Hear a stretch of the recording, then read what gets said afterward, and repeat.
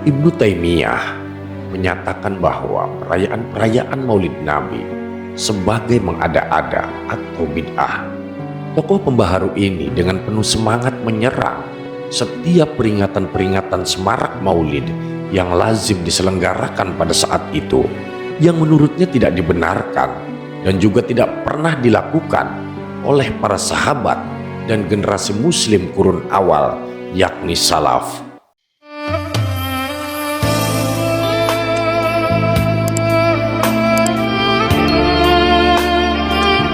Assalamualaikum warahmatullahi wabarakatuh.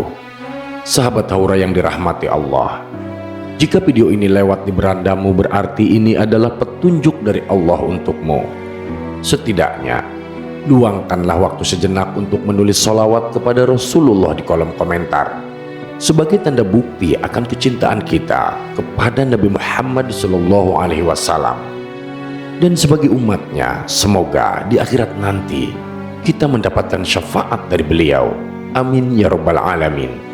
Sahabat, pada video kali ini kita akan bersama-sama menelusuri sejarah tentang Maulid Nabi Muhammad SAW. Silahkan sahabat semua simak sampai dengan selesai agar tidak gagal paham. Sejarah Maulid Nabi Muhammad SAW. Syekh Ahmad bin Zaini Dahlan menyampaikan Rasulullah SAW memiliki hak untuk diagungkan dan dimuliakan. Beliau adalah Syekhul Islam dan Mufti Mekah di zamannya. Keturunan dari Syekh Abdul Qadir Jailani ini menjelaskan, di antara bentuk-bentuk pengagungan kepada beliau adalah bergembira pada malam Maulid Nabi SAW,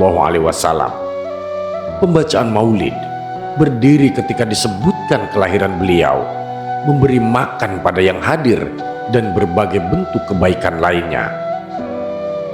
Awal mula sejarah perayaan Maulid Nabi SAW. Pada dinasti Abbasiyah abad 8 Masehi, rumah kelahiran Nabi Muhammad SAW dijadikan mushola oleh ibunda Khalifah Harun ar-Rasyid. Saat ini, rumah tersebut yang berada di kompleks Masjidil Haram dijadikan sebagai perpustakaan oleh pemerintah Arab Saudi.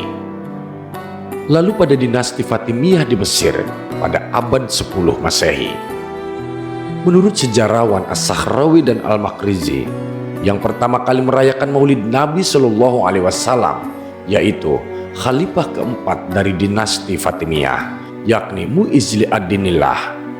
Al-Makrizi melukiskan satu peringatan yang diselenggarakan pada 1122 Masehi yang dihadiri oleh para ulama dan tokoh agama. Mereka mendengarkan khutbah-khutbah, kue-kue, khususnya madu, makanan kesukaan Nabi SAW, yang dibagi-bagikan kepada fakir miskin yang menerima sedekah. Kemudian pada dinasti Ayyubiyah di Irbil awal abad 13 Masehi, peringatan Maulid Nabi SAW pertama kali diselenggarakan di Mosul, Irak oleh Syekh Umar bin Muhammad Al-Mala, Sultan Irbil, wilayah Irak sekarang.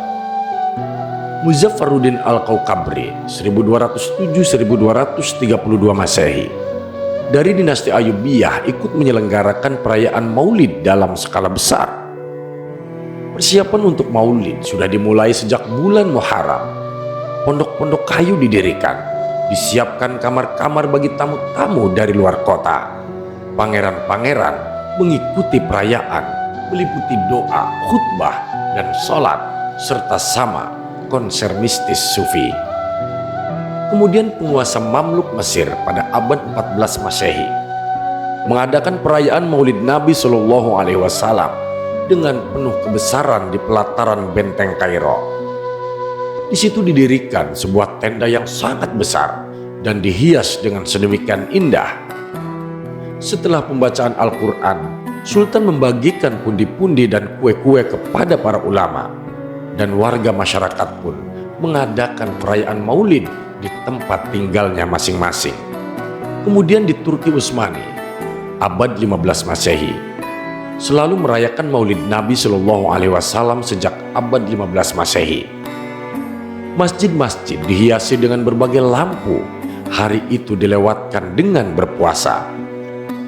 Para sufi memainkan peranan penting dalam mengelaborasi maulid dan memiliki andil dalam menjadikan maulid menjadi penuh warna. Pada tahun 1912, Turki Utsmani menetapkan 12 Rabiul Awal, hari lahir Nabi Muhammad SAW, sebagai hari libur nasional di Turki. Hal ini kemudian diikuti oleh banyak negara muslim di dunia. Kemudian hikmah perayaan Maulid, nilai spiritual kecintaan pada Nabi Muhammad SAW. Syekh Abu Syamah, salah seorang guru Imam Nawawi, menyampaikan, salah satu amaliyah bid'ah terbaik di zaman kita adalah peringatan yang diadakan setiap tahun pada hari bertepatan dengan hari kelahiran Rasulullah SAW, yang diisi dengan sedekah, kebaikan, dan ekspresi keindahan serta kebahagiaan. Semua itu yang juga dibarengi dengan santunan kepada kaum fakir, menunjukkan bentuk cinta dan takzim kepada Rasulullah SAW di batin mereka yang mengamalkannya. Semua praktik itu juga merupakan bentuk syukur kepada Allah Subhanahu wa Ta'ala atas segala nikmatnya, yakni menciptakan Rasulullah Muhammad SAW yang diutus membawa rahmat bagi segenap penghuni alam semesta ini. Merayakan Maulid Nabi tidak harus pada waktu tertentu, yaitu di bulan Rabiul Awal, tetapi itu dapat dirayakan di setiap saat sebagai ungkapan rasa syukur yang mendalam. Karena itu tidak heran jika Al-Imam Abdurrahman Ad-Daibai, salah seorang penulis kitab Maulid, menuliskan dalam kitabnya, seandainya kita melakukan acara maulid untuk Nabi Muhammad SAW setiap hari, maka itu pun wajar. Kemudian nilai moral yang didapat dari peringatan maulid Nabi. Dalam perayaan maulid dibacakan sejarah peri kehidupan Nabi SAW, baik melalui pembacaan syair-syair maulid maupun pengajian bertemakan sirah nabawiyah. Umat Islam dikenalkan dengan Nabi Muhammad SAW dan sifat-sifatnya yang terpuji. Dari peringatan maulid ini diharapkan umat Islam dapat mempraktekkan nilai-nilai moral dan akhlak mulia tersebut dalam kehidupan mereka sehari-hari. Sultan Muzaffaruddin dari dinasti Ayyubiyah sangat besar perhatiannya terhadap perayaan maulid Nabi SAW.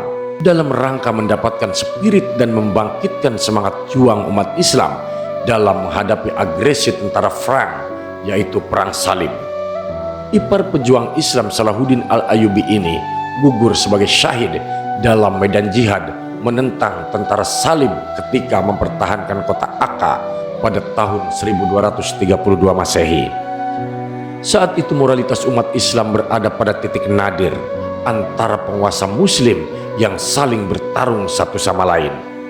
Bahkan dalam rangka mewujudkan ambisinya untuk bekerja sama dengan tentara Salib untuk menghantam saudaranya sesama muslim, seperti yang dilakukan oleh Sultan Al-Kamil 1218-1238 Masehi yang bekerja sama dengan Frederick II, Raja Jerman, untuk mengamankan kekuasaannya dari para pesaing penguasa Ayyubiyah dengan imbalan menyerahkan Palestina ke pasukan Salib pada tahun 1229. Banyak sekali pujian yang disampaikan oleh para ulama kepada Sultan Muzaffar ini. Di antaranya disampaikan oleh Imam Az-Zahabi 1274-1347 Masehi. Beliau, Malik Muzaffar, merupakan seorang yang tawadu, baik, ahli sunnah, dan mencintai para fuqaha dan muhaddithin. Ibnu Katsir 1301-1372 Masehi mengungkapkan, Sultan Muzaffar mengadakan peringatan Maulid Nabi pada bulan Rabiul Awal. Dia merayakannya secara besar-besaran. Dia adalah seorang yang berani, pahlawan, alim, dan seorang yang adil. Semoga Allah merahmatinya. Amin ya rabbal alamin. Kemudian nilai sosial yang didapat ketika kita merayakan Maulid Nabi SAW. Ibnu Qayyim Al-Jauzi mengatakan bahwa perayaan Maulid Nabi dimulai pada masa Sultan Al-Muzaffar. Beliau menceritakan, perayaan tersebut sangat besar, megah, dan penuh dengan kebahagiaan yang tidak terkira. Disediakan 5.000 kambing, 10.000 ekor ayam, 100.000 porsi, dan 30.000 piring manisan, yang dihadiri oleh para ulama dan para sufi, yang oleh Sultan diberikan setiap orang 300.000 dinar. Memuliakan dan memberikan jamuan makanan pada para tamu, terutama dari golongan fakir miskin yang menghadiri majelis maulid, merupakan bentuk rasa syukur kepada Sang Maha Pencipta. Dan mereka memberikan makanan yang disukainya kepada orang miskin, anak yatim, dan orang yang ditawan. Sesungguhnya kami memberi makanan kepadamu hanyalah untuk mengharapkan keridhaan Allah. Kami tidak menghendaki balasan dari kamu dan tidak pula ucapan terima kasih. Kemudian karya kitab Maulid. Para ulama penulis kitab Maulid Nabi Shallallahu Alaihi Wasallam diantaranya adalah Abul Khattab bin Diyah Al-Andalusi 1207. Beliau adalah ulama ahli hadis yang bergelar Al-Hafiz asal Maroko. Ia menulis kitab At-Tanwir fi Maulidi Bashir An-Nadhir yang dihadiahkan kepada Sultan Muzaffar. Kemudian Ibnu Qayyim Al-Jauzi 1291-1350 Masehi menulis kitab Maulid Al-Arus. Kemudian muridnya Ibnu Katsir 1301-1372 Masehi menulis karya Risalah Maulid Nabi Shallallahu Alaihi Wasallam dengan judul Kitab Maulid Ibnu Katsir. Lalu Sulaiman Celebi pada abad 14 dari Turki menuliskan kitab Maulid dengan judul Meflud.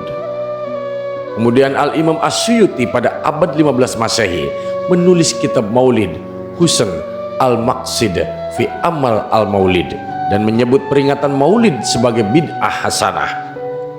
Ibnu Hajar Al-Haytami pada abad 16 Masehi menulis kitab Maulid dan membolehkan pembacaan Al-Quran serta syair-syair qasidah dalam peringatan Maulid. Lalu Wajihuddin Abdurrahman bin Ali atau dikenal dengan Ibnu Ad-Daiba 1461-1537, seorang ulama ahli hadis dan sejarah bermazhab Syafi'i berasal dari Yaman Utara. Karya maulidnya sangat populer di Indonesia, yaitu Maulid Diba. Al-Barzanji, qadi mazhab Maliki di Madinah, abad 18, menulis kitab maulud yang sering dibaca di Indonesia yang dikenal dengan sebutan Barzanji. Dan masih banyak lagi para penulis kitab Maulid Nabi Shallallahu Alaihi Wasallam yang tidak bisa kami sebutkan satu persatu. Sahabat, Ibnu Taimiyah menyatakan perayaan-perayaan Maulid sebagai mengada-ada ataupun bid'ah. Tokoh pembaharu ini dengan penuh semangat menyerang peringatan-peringatan semarak Maulid yang lazim diselenggarakan pada saat itu, yang menurutnya tidak dibenarkan dan juga tidak pernah dilakukan oleh para sahabat dan generasi muslim kurun awal salaf. Meski demikian, salah satu karya Maulid awal justru lahir dari pena seorang muridnya, Ibnu Katsir. Para murid Ibnu Taimiyah seperti Ibnu Qayyim Al-Jauzi, Az-Zahabi, dan Ibnu Katsir memuji-muji Sultan Muzaffar sebagai penyelenggara Maulid Nabi Shallallahu Alaihi Wasallam yang pertama kali. Akan tetapi, jika penyelenggaraan Maulid Nabi Shallallahu Alaihi Wasallam tidak dilakukan secara berlebihan, Syekh Ibnu Taimiyah menyampaikan, adapun mengagungkan Maulid dan menjadikannya acara tahunan, hal ini terkadang dilakukan oleh sebagian orang.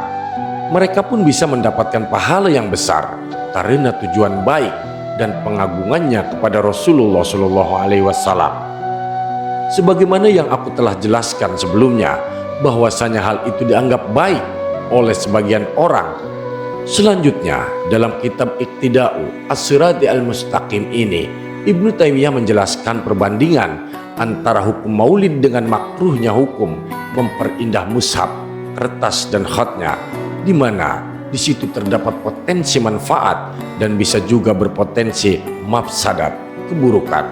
Wallahu a'lam bishawab. Sallu ala Nabi Muhammad. Allahumma sholli ala Sayyidina Muhammad wa ala ali Sayyidina Muhammad. Terima kasih sahabat sudah menyimak video ini sampai dengan selesai. Semoga bermanfaat bagi kita semua. Saya doakan sahabat semua dimasukkan ke surganya Allah. Amin ya rabbal alamin. Nantikan kembali konten-konten penuh hikmah dari channel kami. Dan jangan lupa untuk subscribe dan menyalakan lonceng notifikasinya.